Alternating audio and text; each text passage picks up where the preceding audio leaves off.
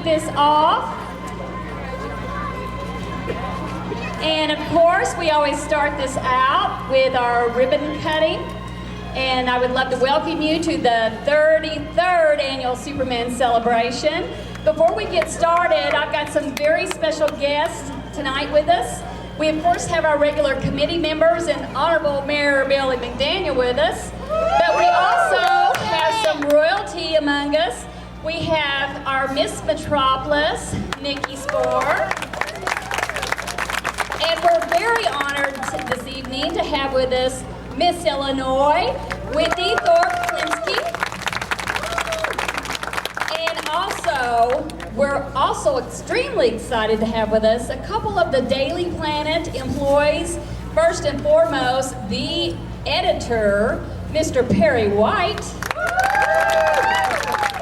And of course, Lois Lane. Lois, why do you drag me to these things? You know I'm not a street reporter anymore. Oh, buck up, Chief. Today starts the Superman celebration. I thought you could use a little culture and maybe a funnel cake. Ooh, I do like funnel cake. All right, so where is the Man of Steel anyway? Well, he should be along any minute, barring any unforeseen, Insignificant humans, flee before the wrath of God!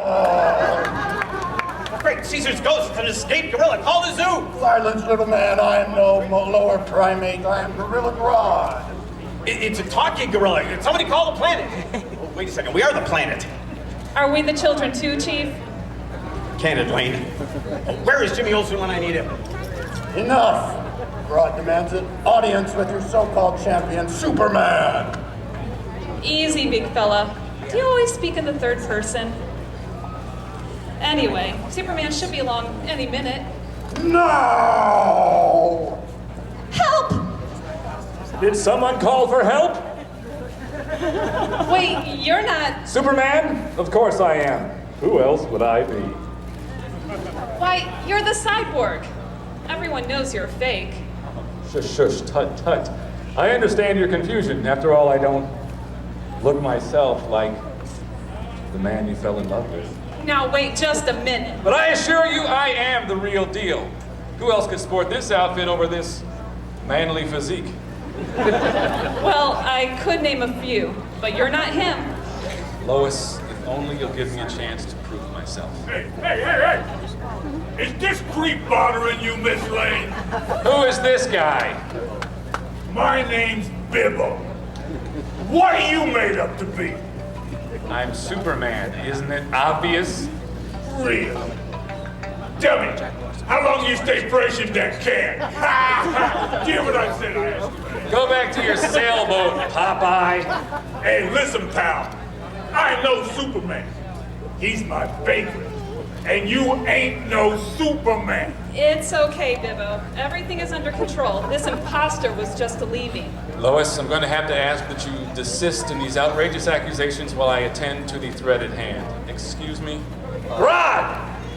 Who beckons Grodd? I do. Superman. You are not the Superman. You know, I think he's right. Why does everybody keep saying that? I mean, just look at me. I got the hair and everything. You are an imposter and I will crush you. Grodd, this is your one warning. Stand down or be destroyed. Destroyed? No way, not today.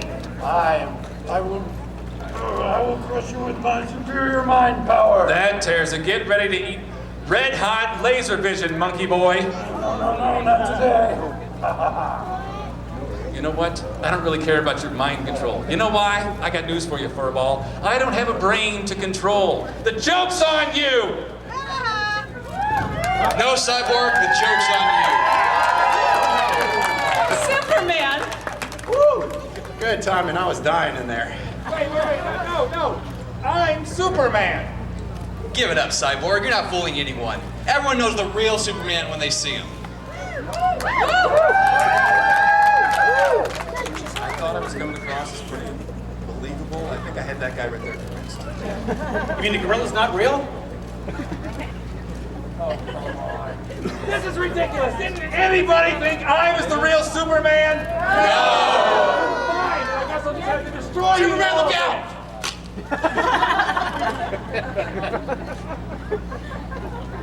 Any idea how long it took me to make that? Not as long as you're going to be imprisoned in the Phantom Zone. Hey, whoa, no. Seriously? Mm-hmm. Couldn't I just do your laundry or something? You come to my town, impersonate me, threaten my friends, and you just expect me to let you go?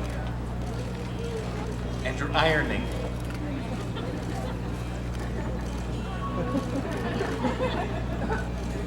Fabric softener, no starch. Plus, you walk crypto and pick up after me. Okay, you got it. Fine. You big blue softy. Next time I want to catch a criminal, you're wearing the monkey suit. Hey, that was your idea. Wait. Who are you again? Oh, didn't I introduce myself? I'm the fastest man alive. I'm the Flash, baby. Maybe the cyborg should do his laundry too, Superman. Oh, come on, it's really hot in here. Besides, you try moving at the speed of light and see if your antiperspirant holds up. Flash, isn't there someplace you ought to be? True, always. Later, folks. Come on, Metallo. Metallo, I'm the cyborg. I mean Superman. I'm Superman. Whatever. Okay, so I was the guy in the gorilla suit? It's called strategy, Chief. They were trying to draw out the bad guy with one of the Flash's arch nemesis. Oh. Hey, way to fight there, Superman. Thanks, Smallville. It helps to have help from your friends. Which leads me to welcome everyone to Metropolis in the 33rd Annual Superman Celebration. I'm so overjoyed to see everyone here. I look forward to this every summer. You know, this celebration brings people from all different walks of life. We have one common thread, our common value in truth, justice, and the American way. I have a feeling this is going to be our best year yet. Everyone, I want you to have a good time. Have a funnel cake for me. And please be safe. And let's give a round of applause for all our helpers right here. Everyone have a good time. All right, we have one more thing to do, the ribbon cutting that officially opens it. And we are going to have our Miss Illinois do the honors. So I would like to declare the 33rd Annual Superman Celebration open.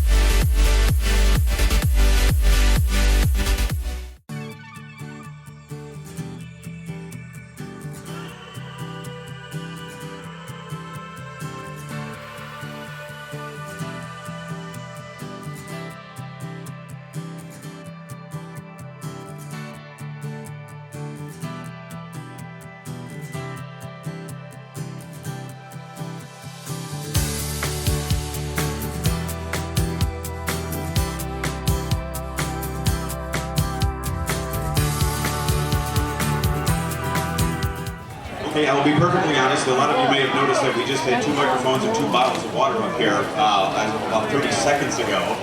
Because the last I heard, you were having a little trouble getting into town, and I had a feeling that you weren't going to, I didn't know that you were going to be here until somebody said, oh yeah, the 3 of them are over there. 3 of them, oh okay. So it's a pleasant surprise for me to see you here. Thank you very much. Are these on? Can you guys hear us? Well, welcome to the party, everybody, and this is a great party indeed, because I'll tell you what, Brandon, you're kind of a late addition to the plan here, because we had the other guests already set up, and everybody was extremely excited about seeing everybody, and then, you know, it was sort of this little spark that happened when your name got mentioned, and I'll tell you, even when, you know, I work with the chamber a little bit here, and I tried to get them to tell me, they said, oh, we got a big announcement coming up, something special, something real important, and I'm saying, oh, good, you can tell me. They wouldn't even tell me, but you could just tell in their voice, they're real excited about you being here. And I think, you know, everybody knows.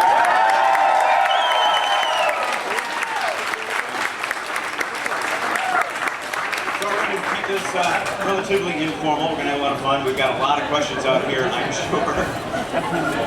He brought his own paparazzi line.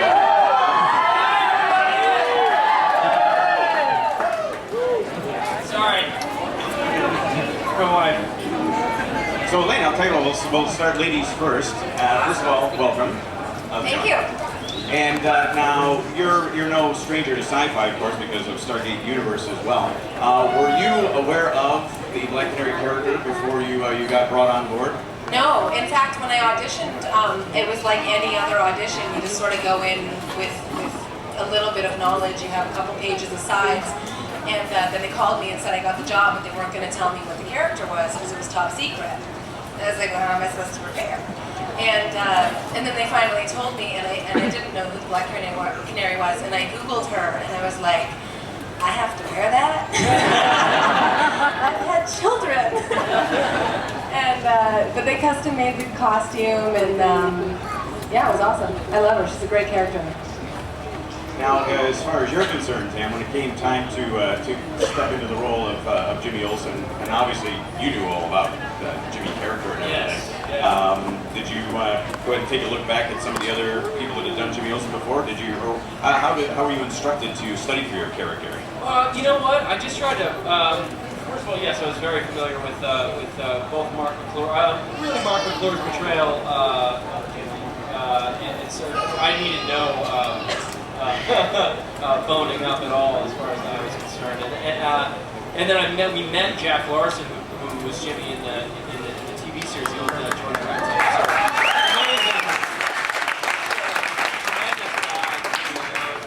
Such a sweet man, and so we got to have a really cool. Must have been a blackout. He's a pretty great guy. Still in the movie, isn't it? Yeah. I don't know. We'll see. I actually haven't seen it. I don't know. But yeah, we got to play a scene with him, and so that was really fun in the bar. And then I just tried to take as much of myself as I could to the role because I kind of felt like I was made to play it, and so I lucked out. I got the job, which rarely happens. Yeah. Oh, stop.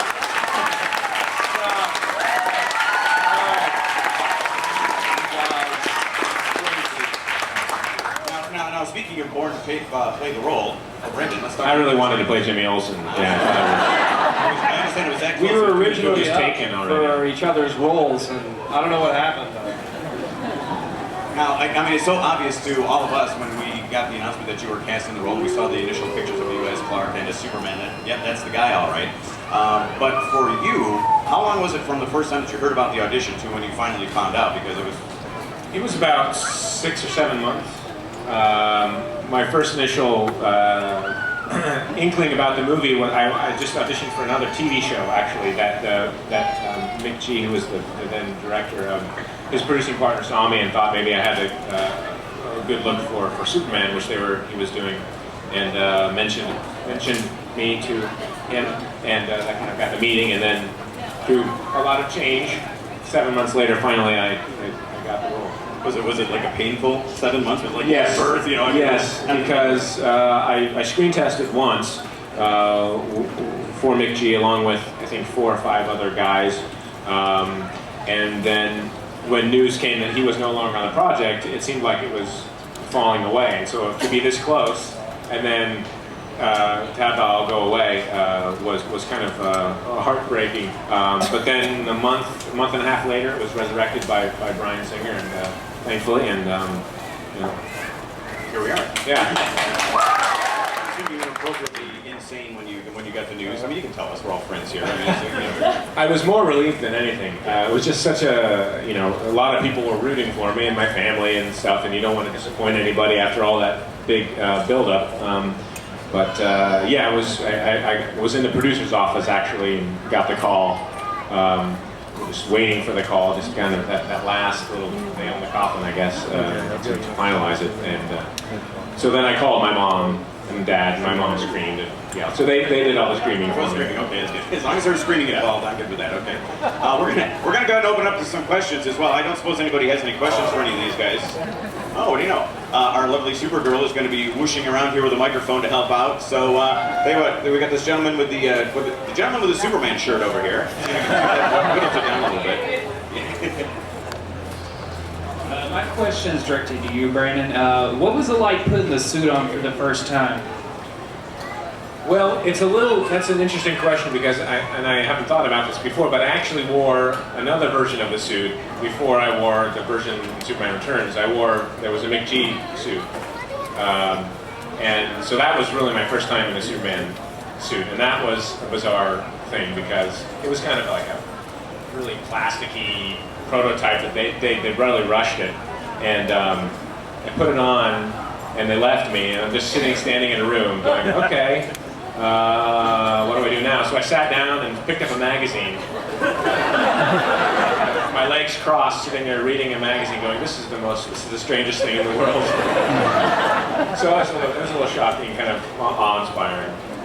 So what were the differences in the suit? Because they were dramatic. Yeah. I mean, that suit was really just a prototype, and it was about that thick, and it was a material that didn't really move. It was just crunchy and weird. This was what I ended up wearing was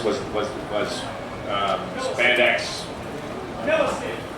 Milliskin, as the gentleman knows, which was much more breathable. So, as far as comfort in the suit, you were okay for the most part? Were you for the most part, the flying was really challenging because I had a harness on, and so the harness and everything else kind of made the whole suit a big rubber band.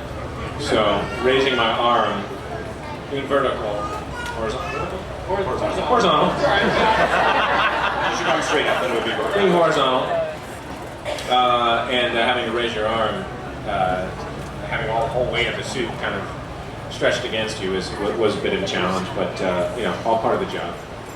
Now, Alaina, your costume was nowhere near as restrictive, or was it? Were there challenges with your costume as well? You know, the challenge of my costume is, believe it or not, my heels always get stuck in my fishnets when I fight. It's very odd. You're like in the middle of a spin kick and you're like, we gotta cut. My heel's caught. So they didn't do the bustier, they did it like a tank top, so that was a lot more comfortable for me. And we shoot in Canada.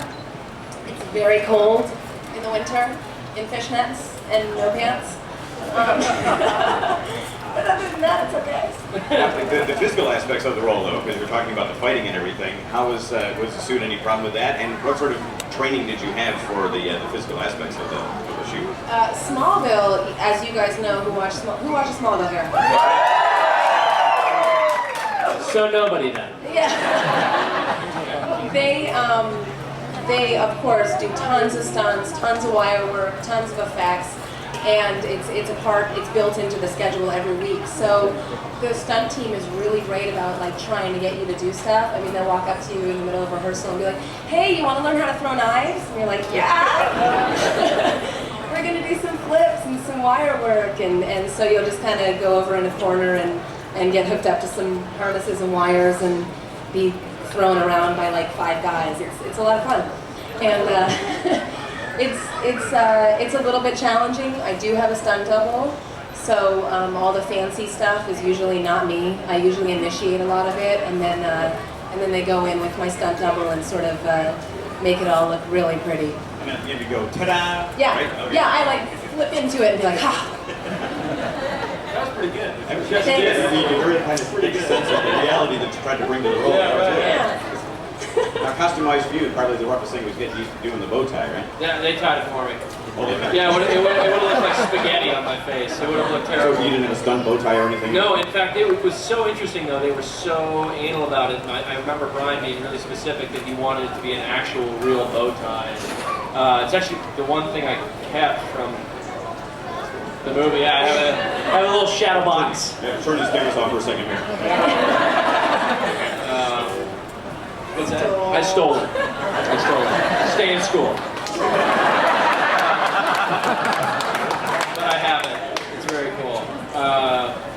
Yeah. Anyway, not much restriction. It was pretty breathable. My fighting was minimal.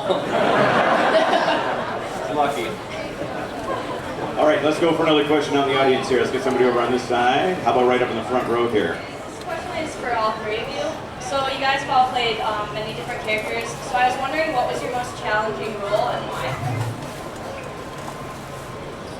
Alaina, you go first. Ladies first. Oh, thank you. Challenging in terms of character, I would say the Black Canary, because there's all the physical aspects, and then because we sort of, in Smallville, she was never really introduced, and there was no mythology, and it was sort of hinted at that she was part of the Justice League, and that she and Ollie had this relationship, and then it never really filtered through. So we kind of had to play that, but not. So that was a little bit challenging. And then Stargate, just because it was my longest run on a TV show, and the challenge in that was trying to turn the Atlantis fans to like us. That was hard, and it's still challenging. There was this role I played in high school in a play. No, just kidding.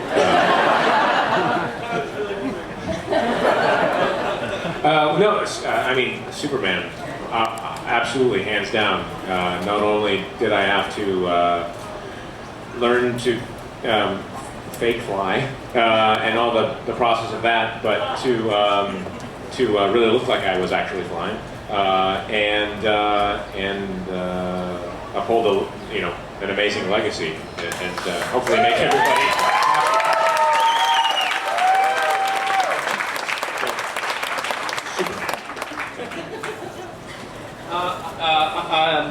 I'm on a TV show called Being Human right now. Thank you all very much. And it's really hard. It's awesome because at the end of the day, I love the show, and I think that all the hard work is warranted. But yeah, I have grueling makeup and really long hours, and the role itself is very dynamic and different and awkward and at the same time extremely fun. So I'm being challenged right now in that role and having a blast doing it. So I would say that would be. I love you. I love you. But yeah, so that's like that. Awesome. All right, how about another question? Who's got one? Let's go right here in the front row. How's that? Hi, Sam. Hey. Since I mentioned earlier that I liked you in Detroit Rock City, I was wondering, are you a Kiss fan? Because I'm a Kiss fan. I'm glad you're a Kiss fan. All right, because they call me Dr. Love. Kiss Army. They actually call you Dr. Is that who? I've always wondered who that song is written about. Gene Simmons. But now we know it was actually you, right? Because yes, Gene's he's fine, but you're Dr. Love. I wasn't really. I was like 16 when we made that movie, 16, 17. So I was relatively well versed in classic rock at that point, but I hadn't really developed a real love for it yet. And since then, oh yeah, huge Huge. And I respect what Kiss is, you know, what they are. I mean, it's, they're kind of an amazing phenomenon. So. Yeah! I mean, Gene Simmons, Superman, I mean, they're both very iconic characters. Yeah, but Superman could just crush Gene Simmons. He's a big guy. He's a big guy. I work out with him. He works out at my gym, and he's like in the back. Does he leer at you? does he stick his tongue out at you? Honestly, would be surprised if he had. What kind of music do you listen to? What's your bag? Oh, that's an interesting question. I'm all over the place. Honestly, like, I listen to everything. I've got a couple stations on my Sirius radio that I just kind of have on all the time. So, yeah, like that. I actually think that we were in the car recently, Brandon and his wife and my wife and I, and we were all listening to the Frank Sinatra station. And we were all saying, what was it? You had a funny story. It was like you were driving along and you were driving. I think it was when you were on the East Coast. No, it was when I was getting married. We were driving up to get married, and we realized we'd been listening to the Frank Sinatra channel for an hour, and we're like, when did we start listening to Frank Sinatra? But it's very soothing on a long drive. So. It also puts a baby to sleep. Yeah. So how's that? You got Brandon and Sam with their wives. You know, how's that for a double date? That's pretty cool. Okay, another question. Let's work our way back in the room a little bit here. Head on back in that direction. We've got this gentleman back over here with his, I'm assuming it's a Superman hat, but he definitely has got the Superman hat. That's the one. This is for Brenda Routh. I love Superman. It's my favorite show. And I'm a present. And the Superman returns, and when you have the kryptonite, the dust goes through, does that do your pain in the bag? We read that, but that's like a trick or something? What about the kryptonite when it's in my bag? Which he's got in the bag. Does that hurt real bad? Did it hurt? Oh, did it actually hurt? Yeah. No, because what they did is he had a little piece of it that had like you only see the back end, you know, like a stab you with a sword, but it's only this part sticking out, so it was just this, you know. And what hurt about that scene was is we did that, and it's water in that scene that I'm kind of sloshing through, and that water was so cold. And we did that scene. Plus, it's a traumatic scene. I'm getting, you know, my butt whooped, and we had to do it about 8 times, and it was just, you know, being submerged in water and choking and really trying to act like I'm getting killed. So that was a tough scene. That was one of the hardest things to shoot in the movie, actually. Yeah. Toughest day on the set, was it? Yeah. Exactly. The wire work and stuff like that. I mean, once you kind of get into the rhythm and everything, did you kind of? Yeah. That you know, in the 10th hour of this, you know, it gets a little old, right? Yeah, but at least I was warm. So. Was there a learning curve on the wire stuff? I mean, yeah, there was a big learning curve. I had a great movement coach, a guy named Terry Notary, and he used to work with Cirque du Soleil, and he did the Apes and Planet the previous Planet of the Apes, not the new one that's coming out, and a lot of other movies that involve, you know, movement, specific movement. And so we worked a long time creating the choreography, different moves and giving them names, using my swimming background, because I really felt that added a fluid motion to the flight. So once we did that, I felt, you know, I could feel when I was in the right position and my body was straight and all those things. Very good. Okay, how about some more questions? What do we got? Harley Quinn, you got a question, do you? Okay, Supergirl. Although you're our 6th member that we've been coming here, and the rest of you is our 3rd one. You listen to the Superman song, 10 Feet Tall Bulletproof by Travis Tritt, and the Footloose song, I Need a Hero, where the part says, it takes Superman to sweep me off my feet, and never is, if you don't give your heart wings, you'll never ever fly, so you need to put those in your radio. And what was it like to work with Nolan Neal's Superman? We didn't actually have scenes with Noelle. Did you No, get to meet her though? No, I've met her, and she's a lovely woman, and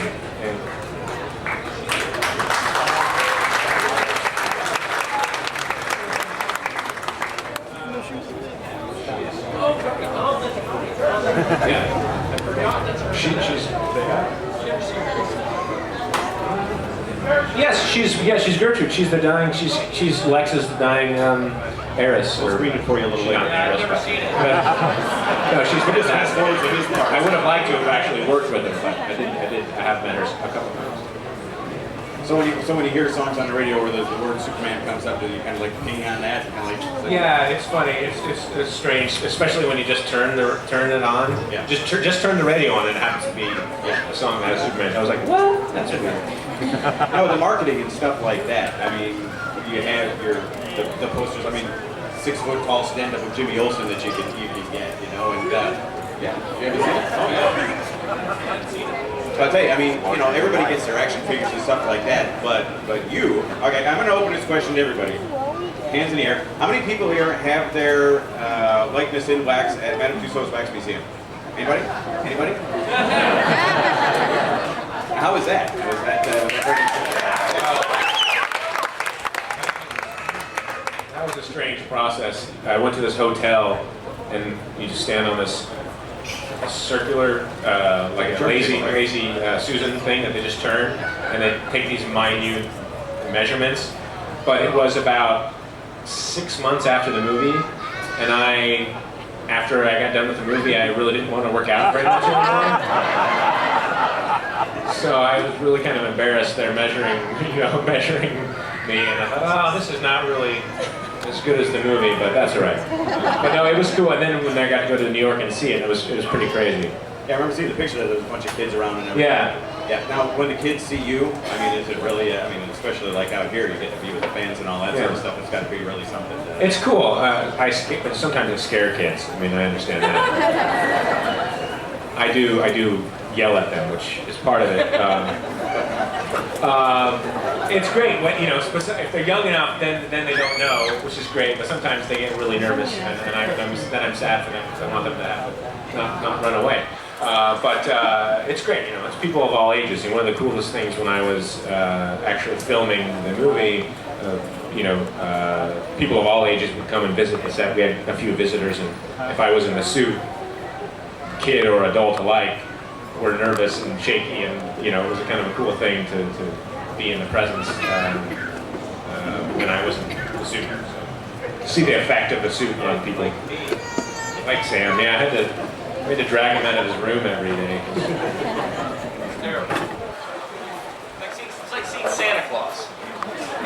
The first time I saw, Except better. Except cooler. Except thinner.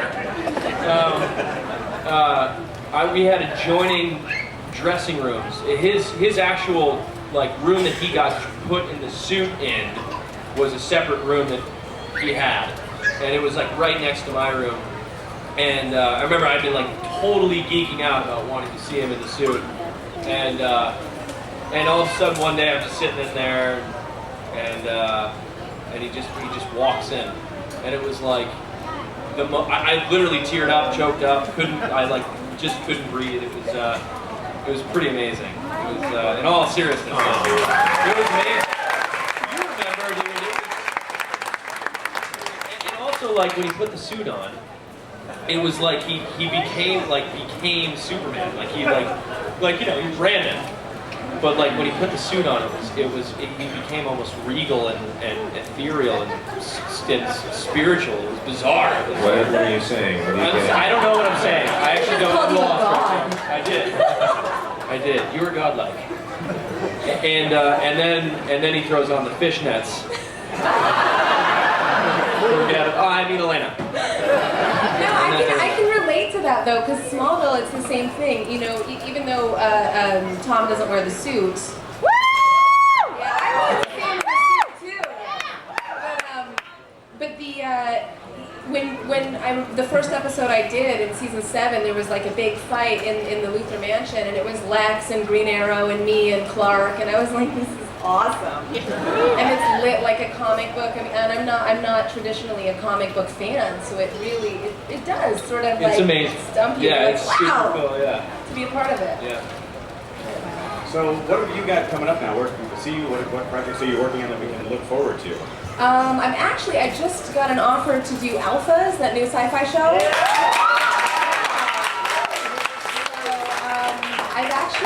I've actually passed on almost everything that's come my way this year, and I've been beginning to like kind of regret it. I was like, oh, what did I do?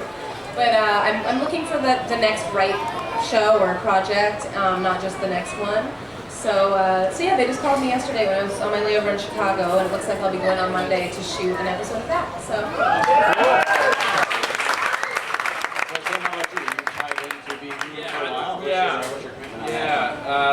Well, like any TV show, I think they lock you in for like 7 years if you're lucky enough to get 7 years of a show. But yeah, we're just about to start shooting again in July. I have a month to get skinny, so that you can all see me naked again. And I know most of you are wanting to not see that. Yeah. We'll see. And now you've just kicking around not doing much, right? I like to take a break. I actually have a movie called Miss Nobody on Netflix right now, which I actually filmed a long time ago. It's a fun kind of dark comedy. Not necessarily a family movie, but it's not that bad. Anyway. And then I'm doing this film called Crooked Arrows, starting in August in the Boston area. And it's kind of like the Mighty Ducks, except with lacrosse. And, the team is in high school. I don't play lacrosse. I'm getting a crash course. I'm the coach, so I don't have to. I played lacrosse in high school. So oh wow, awesome! It's a great sport. I'm excited to bring it to the rest of America. When people are like lacrosse, I've heard of that. It's an East Coast thing, pretty much. Yeah. Cool. I'll tell you what. We're going to take just 2 more questions, so I need really good ones. Okay. Let's see. Here we've got somebody down in the front here with her Clark Kent glasses on. So why don't we come on down here?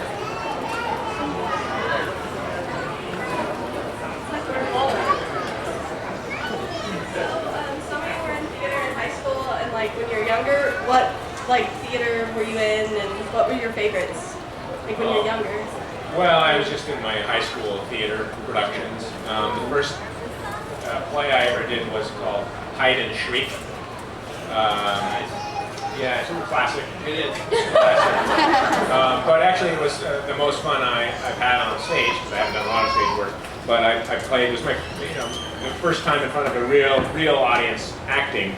And I played a redneck named Aesop, bib overalls and a hat, my hair sticking through it. And, it was comedy, so that's why I love comedy so much. That was kind of the beginning of it.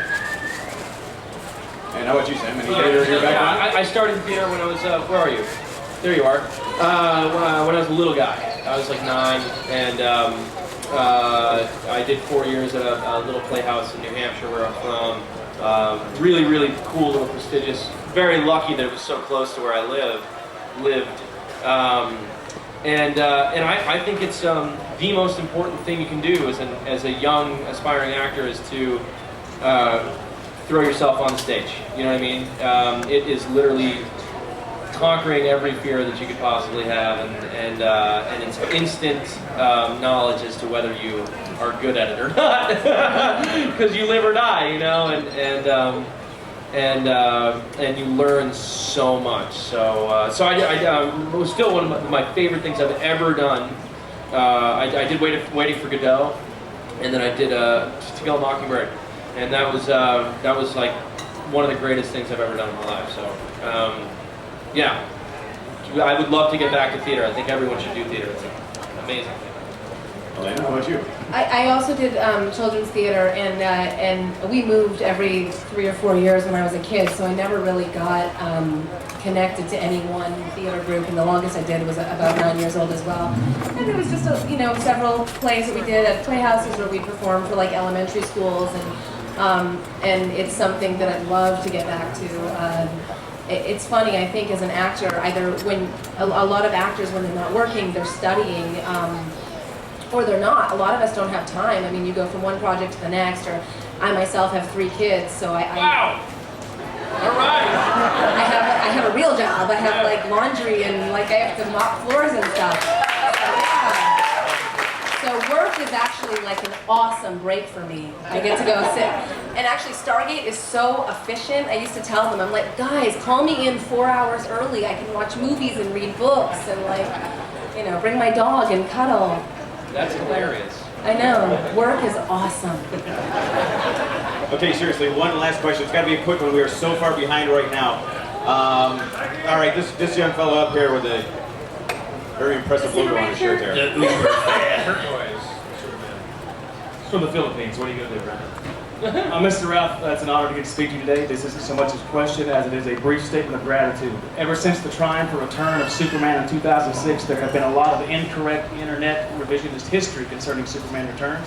Firstly, the reviews and reactions from critics and fans was very positive and remains so to this day, despite the few but vocal detractors. Secondly, the film made a lot of money all over the world, and even though its budget was unfairly burdened with the debt from previous attempts at making Superman films.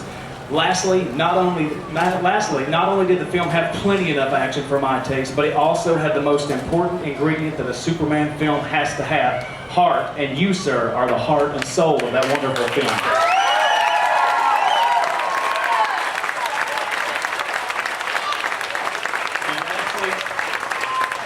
People who need non-stop, mindless, shallow action in their superhero movies can have the Zack Snyder movie. As for me, I like my heroes with emotional depth, and you brought that and so many new layers to the Man of Steel. Thank you for giving us the majestic and thoughtful movie known as Superman Returns.